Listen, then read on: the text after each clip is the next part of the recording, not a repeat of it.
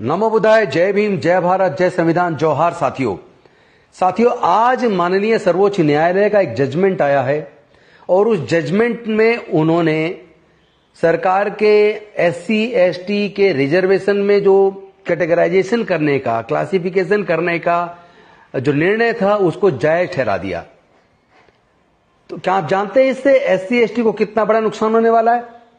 इसी तरह की बातें ओबीसी के रिजर्वेशन में भी बंटवारे की चल रही हैं। कल को ओबीसी के रिजर्वेशन में भी बंटवारा ये लोग कर देंगे।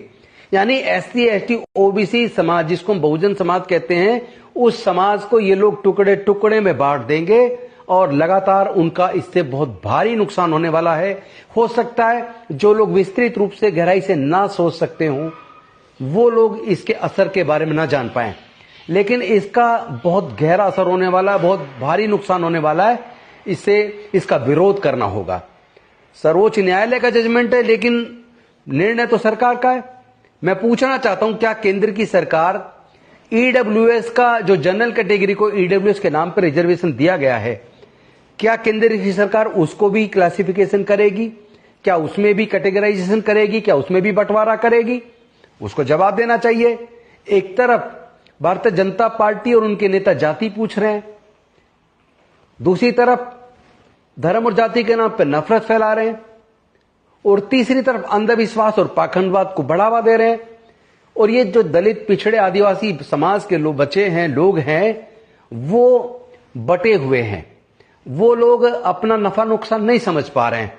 वो लोग अंधविश्वास, पाखंडवाद की तरफ इस हद तक चले गए, उन्हें ये पता ही नहीं चल रहा तुम्हारा कितना नुकसान हो रहा है। तुम्हारे बच्चों को पढ़ाई महंगी करके उनसे पढ़ाई को छीन लिया है, शिक्षा को छीन लिया है, बिना किसी कानून बनाए, बिना कानूनी प्रतिबंध लगाए शिक्षा को इतना महंगा कर दिया कि आपके बच्चों से शिक्षा छीन रही है। और देश के सरकारी संस्थान धीरे धीरे सब प्राइवेटाइज कर दिए हैं। तो जो आपकी नौकरियां लग जाया करती थी, आपकी नौकरी के अवसर भी इन्होंने बंद कर दिए हैं। और दूसरी तरफ अब आपके आरक्षण पर इतना बड़ा हमला आज हुआ है, जिसमें एससी एसटी में कैटेगराइजेशन करके उनके रिजर्वेशन को बांटने का बहुत बड़ा षड्यंत्र ये जो हुआ है, इसका विरोध बहुत मजबूती से करना होगा। और इस सरकार को इतना बताना होगा कि आपको ये सब बंद करना होगा, ये बंटवारा नहीं चलेगा। अदरवाइज इसके खिलाफ बहुत मजबूती से, संवैधानिक तरीके से इस लड़ाई को लड़ा जाएगा। मैं अनुसूचित जाति, जनजाति, पिछड़े वर्ग के लोगों से निवेदन करना चाहता हूं, अपने हक अधिकार की रक्षा के लिए, इस बंटवारे को रोकने के लिए सामने आइए। हो सकता है कुछ लोग सोचे इस बंटवारे से फायदा खुश हो, लेकिन वो इसके कंसिक्वेंसेस को नहीं जानते। आपको कितना बड़ा नुकसान होने वाला है। आपकी बहुत सारी नौकरियां ये कह के कि नॉट फाउंड सुटेबल, कैंडिडेट नहीं मिला, काबिल कैंडिडेट नहीं मिला, आपकी वैकेंसीज को उसके बाद जनरल वैकेंसी में तब्दील करके उनको दे दिया जाएगा और आपका बहुत भारी नुकसान आने वाले समय में होने वाला है। इसलिए अपने हक अधिकार की लड़ाई को तेज कीजिए, आपस में एकजुट रहिए और मजबूती के साथ जुल्म के खिलाफ, इस बंटवारे के खिलाफ लड़िए। बहुत बहुत धन्यवाद। नमो बुद्धाय, जय भीम, जय भारत, जय संविधान। जो वर्डिक्ट आया है सर एससी एसटी वाले, वो तो बहुत गलत है। मैं इसके पक्ष में नहीं हूँ। एसटी एससी में क्रीमी लेयर ओबीसी को तो पहले ही बर्बाद कर दिए। अब एसटी एससी में क्रिमिनल की बात कर रहे हैं। 1.3% भी एसटी एससी के पास जमीन नहीं है, किसान नहीं है और रोजगार नहीं है। भैया, इस पर तो व्यापक चर्चा की जरूरत है। सदन में सर्वदलीय बैठक को जरूरत हो तो अध्यादेश लाया जाए। और यही बात यहाँ के आरक्षण में, जब आरक्षण यहाँ 67% दिया गया तो दोनों दल के जो सरकार थे उन्होंने सही तरीके से उसको प्लेस नहीं किया, सदन में नहीं लाया, सदन के द्वारा नहीं भेजा, कैबिनेट डिसीजन में कुछ त्रुटि रह गई। तो आज जो आप दादा नाना कर रहे हैं तो उस वक्त कहां थे? और यदि इतना गंभीर है तो विपक्ष और सत्ता पक्ष मिल लीजिए, अब मिल के सदन से यहां से भेज दीजिए। हर चीज में राजनीति, पहले ही आपने त्रुटि दे दिया हाईकोर्ट जाने का। आप यदि वो क्लोजर लगा दिए होते तो हाईकोर्ट आपके इस आरक्षण को कैंसिल ही नहीं करता।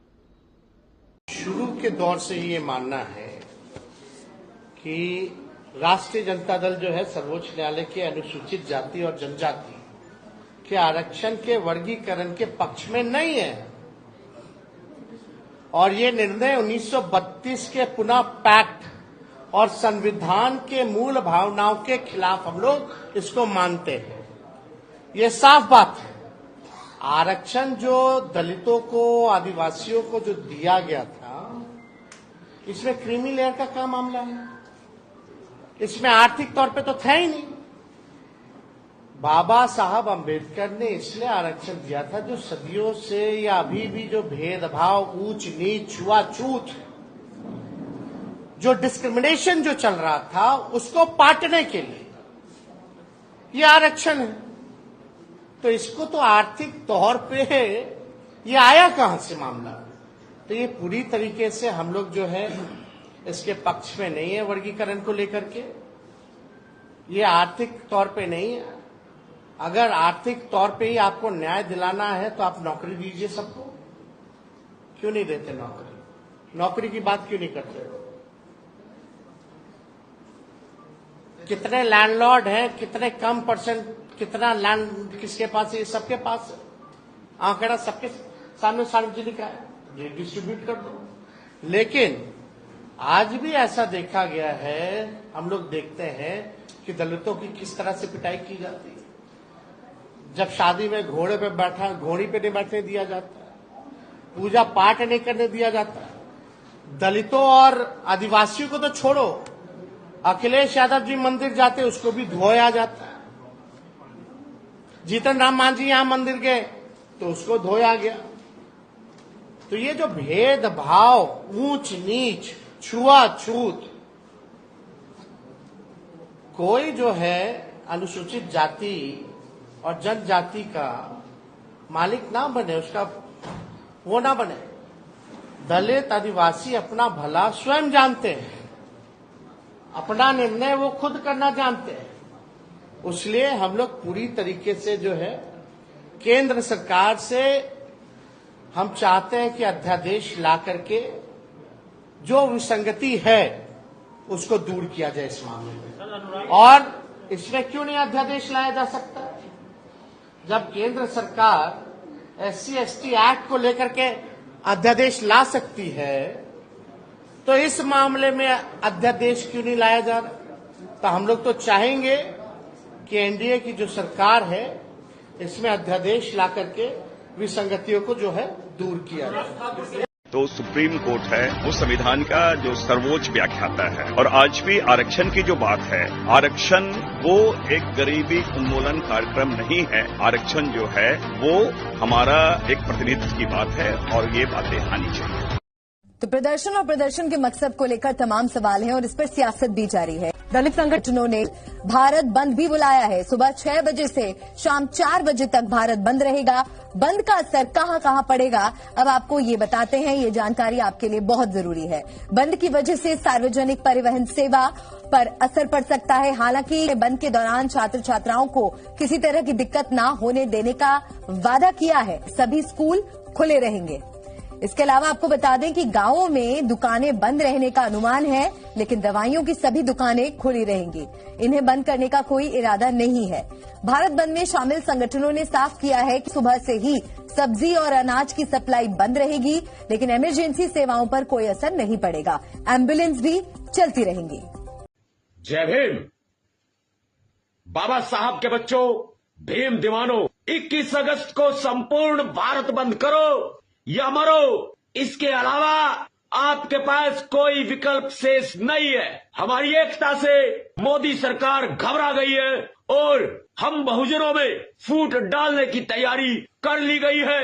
आरक्षण को खत्म करने की बात तो बहुत दूर है, हम आरक्षण को छूने भी नहीं देंगे।